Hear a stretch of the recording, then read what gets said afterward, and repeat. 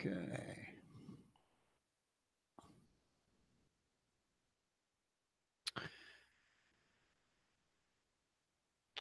Okay.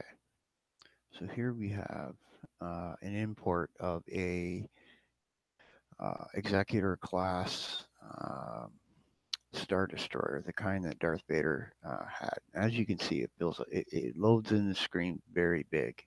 One of the things you can do in this software is you can scale objects, which makes it good for still images.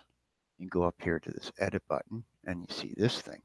You click the leftmost button, hold it down, and look at that. Actually, this isn't an executor. It's the other, it's a regular Star Destroyer. Anyway, we'll get rid of that one because it had some problems. And you can go over here to import object. Okay. Go up here. You see a directory that's full of Star Wars stuff. And this was the one I wanted to bring in. There it is. Very big. There we go.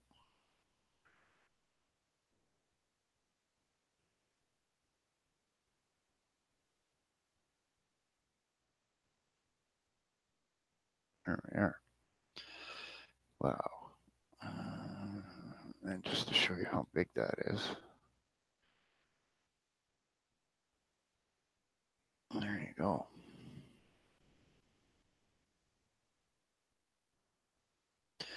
Now we'll get rid of the ground. And we'll, let's see. Go in here, take off the sky.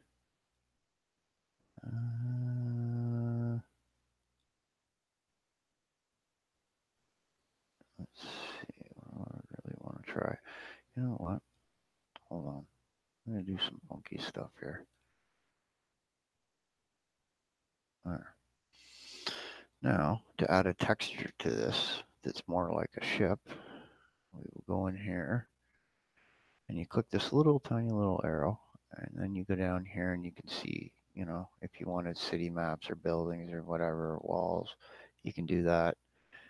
Now, what I do is I go here, and I think it was metals. Yes. Then you go over to ships, and you can put something like that on there, and it makes it kind of look a little more. Ooh, I didn't like doing that. And of course, these colors are kind of stupid, so we will change those. Hold on. Go back in, randomize it out a bit more. There we go. That looks a little better from up there.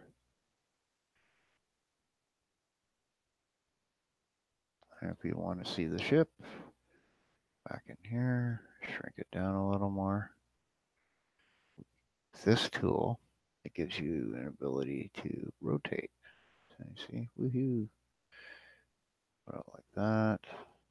Shrink it down some more. And of course, you can grab it and move it around in real space. I want to kind of do that. I don't want to lose too much scale of this thing. Almost doesn't fit. There we go. Now, let's see a little bit more of it. Turn it just a little like that. You can see it on top. There we go.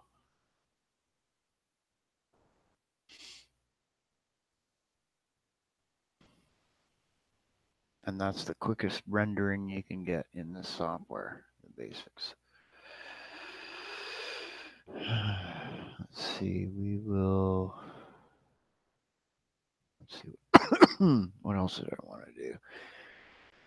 Somebody had asked about backgrounds and different stuff like that. So, to show that, what you can do, you go over to the create here, hit the ground button, and then you can do something like this.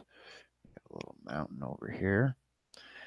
Go up into your textures, and you can make it look as rough as you want. Now let's get a different green in here.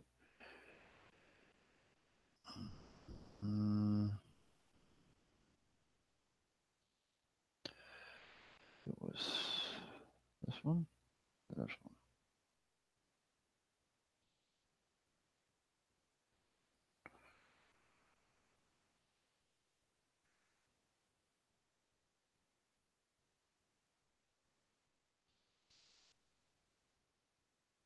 One thing you can do, you click on this, you go over here, click to Pro Materials, scroll down to Terrains, and you can pick some stuff out of here.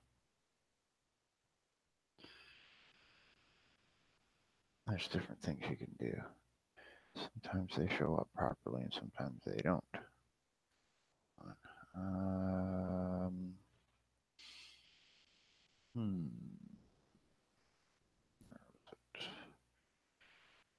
There we are. That. Then what I'm going to do over here, another one of these. And if you want to move this piece around, there's these things here. You move it to the left, and then you would move it to the right. And then there's this little arrow here, drops it down on the ground, and then you can position it properly. Get it right to that little edge there. And then you go create again. And then what you might do is leave that one there. Actually, we'll that one over here. Just like that. And you can always resize these a bit. Now, as you can see, they look like they're a little different. These are the default ones. It creates random textures on top of them as you go. And if you want to make it look like it's really coming out of the water, you just pull these down a little bit. Let's see. Like so. Stretch it over. And this one, I'm going to pull it. Oh, come here, you. Stretch this over this way. Right, like that. And it kind of has this one here. So then we go like this. Take a different terrain. Come on. Oh, let's see here. Do that. Some ice flow there. Now you can make this look bigger and better too. Well, they don't have to look like that either. You can make these actually level them out and it looks like a beach if you wanted to do that. I've seen a good tutorial on that. And the best detail you get is usually when you see this little anti-aliasing stuff that comes up here. I think after this, I'm gonna this little test. I might do a live stream of a game. I was trying to get into Median XL, but their servers all crashed, all 32 of them. I guess there's like 20,000 people trying to download a video game from their launcher, and they did the stupid thing of instead of having a direct download, they had it come out of their launcher, which just failed badly. Well, I'll wait till tomorrow and then try again. Good game. It'll be like having Diablo 2 all new and different.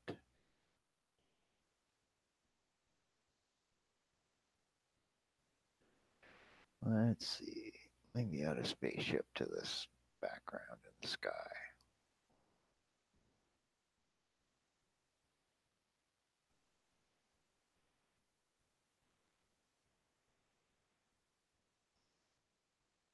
Or not.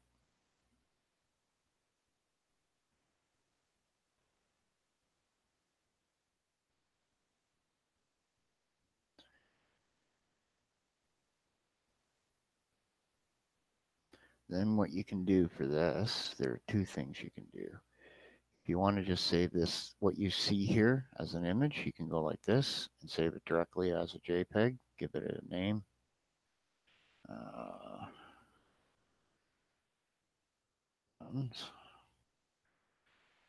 and if you like the background but you aren't completed with it, you just go File, Save As, and it saves it as its Bright 7 file. And we'll call that mountains. And that is done. There you go. Somebody asked me about they were looking for handguns or something to make sure that when they drew one, it was more realistic. Let's see. So much stuff.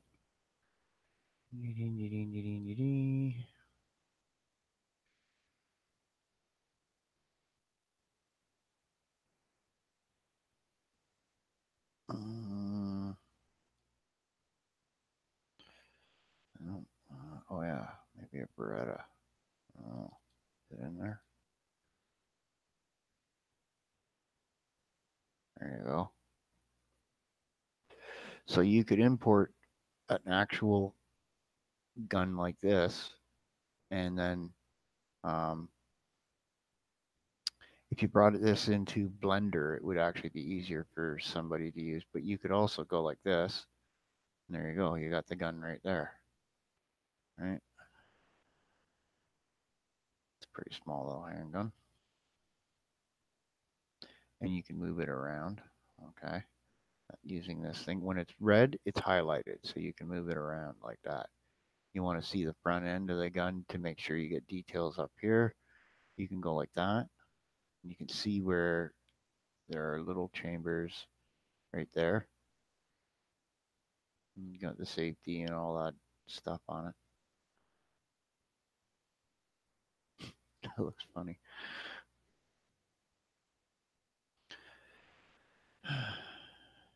And let's see here, like delete key.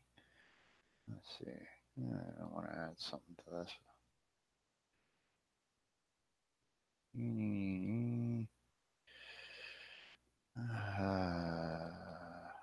was in there?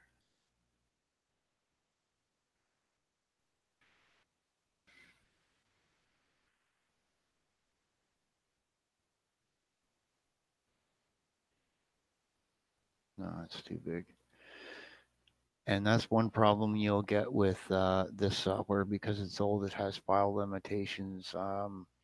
I would really not try anything larger than 100 megabytes for an object. So if they're really detailed, you want to use a different piece of software, which would then be something like Blender or 3ds Max, Maya, whatever. Um, I don't know here. Pieces of the Hulk. Oh, I didn't have that taken apart. I don't know what that is. Let's see. Marvel, DC. Yeah.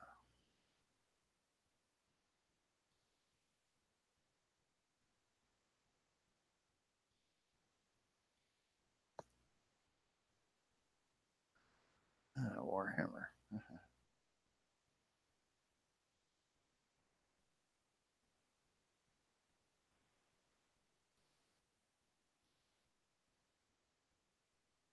I don't know if this will work. It's awful big.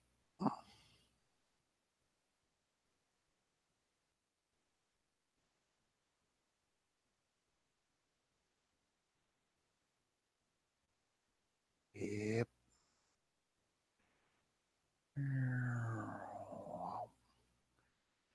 We're gonna make ourselves a little vehicle. We're gonna bring it down here. Put you right like that. What happened if I render that? That looks like he's stuck in the snow. Hold on. Like that.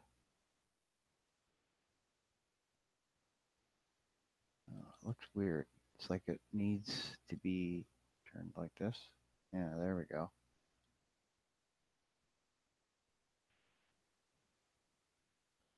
And as if I do that, it needs to be smaller. Whee. There we go.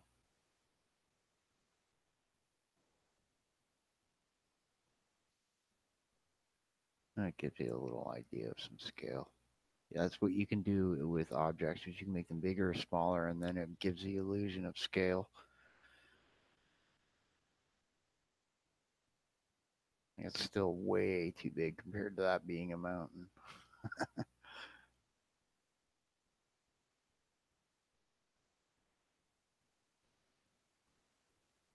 Let's see here.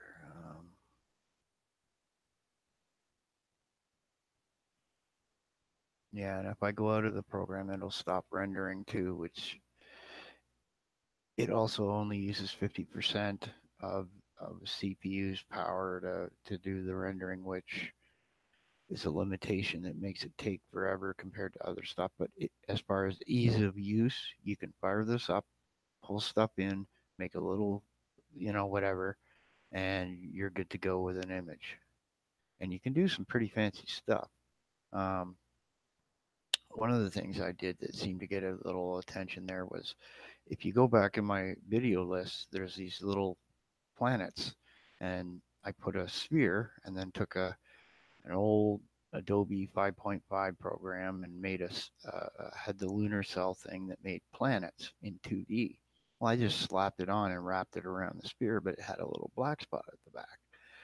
So to fix that, you stretch the sphere out at the sides, so it's kind of like a, I don't know, it's just stretched out, and then you wrap it and it goes right around, and then you add a little noise, and then you got a planet. And if you go into some of these store places where you buy this 3D meshes, people want stupid money for stuff like that.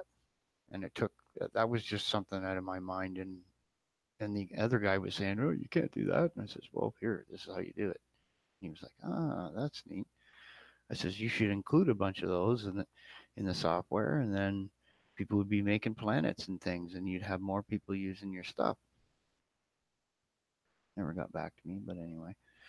Um, so yeah, little truck. Let's see. Let's find an airplane. Hmm. Arch planes. Here we are. Yeah, I got a few planes. I do this one. Yes, I did. Let's see here. We'll put it up line above here. Shrink it up. Have it flying by on an angle. This way.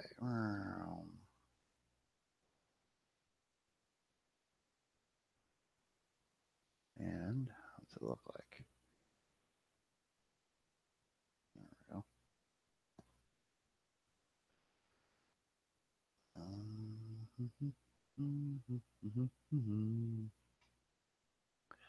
There you go.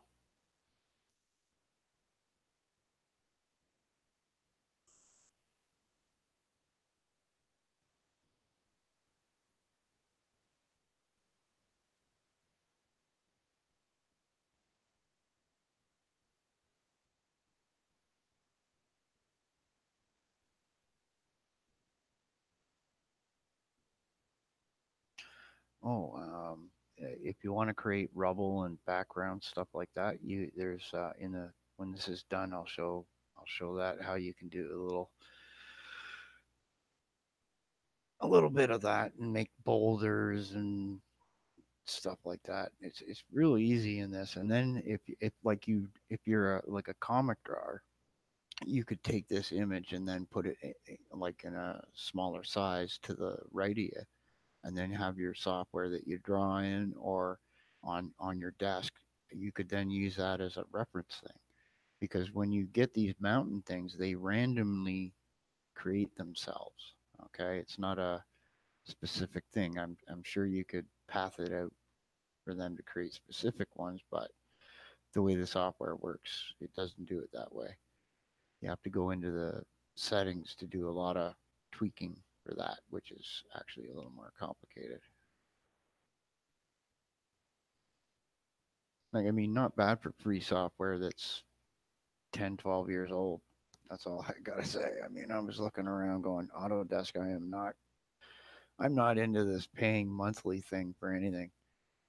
Like it's just too much money, and you could use, yeah, okay, maybe Autodesk and Maya is a little better to use than Blender, but the thing is, for what you get for free, forget it. They're out of business as far as I'm concerned. The, okay, let's export that image. Save image. Mountains. Two. Okay. Now, as far as boulders and things, uh, you click anywhere in this little thing here and you get to this mesh mode. You go to the create thing and you'll notice there's these little funny looking objects all across here, right? Well, there's this one here that says stone. When I click that, right, it just randomly creates different stones and objects. You can just move them around. Now, when it's purple, it's behind things. You got to remember that.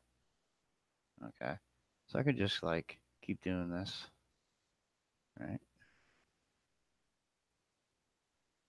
There's a tree. Whoops. Didn't mean to do that. Now, click on that. Go back over to here. Go back down here. And there was, let's see, stones. And rocks. Okay. There we go. Different rocks. Right. Do that. Let's see. Oh, there's some weird stuff. Right. Do that. Whoops. And we do that. And come here, you. Come on. Yep. Real lava. Okay. So now when we render that, this looks like a bunch of rocks sitting all over top of things. That looks pretty neat. I like that. But you could arrange things in like little rubble piles and stuff like that. And then when you're doing your backgrounds and stuff like that, it gives you guys ideas on how you can do things, right?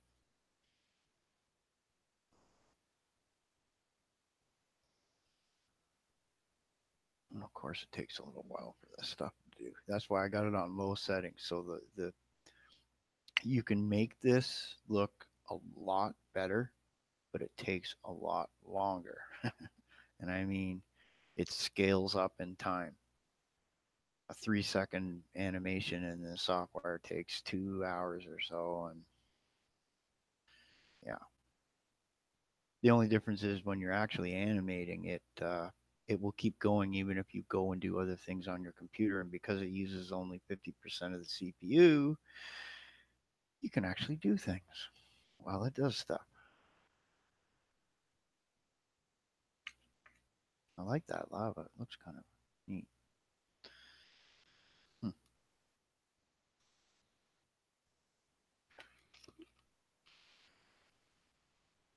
Anyway,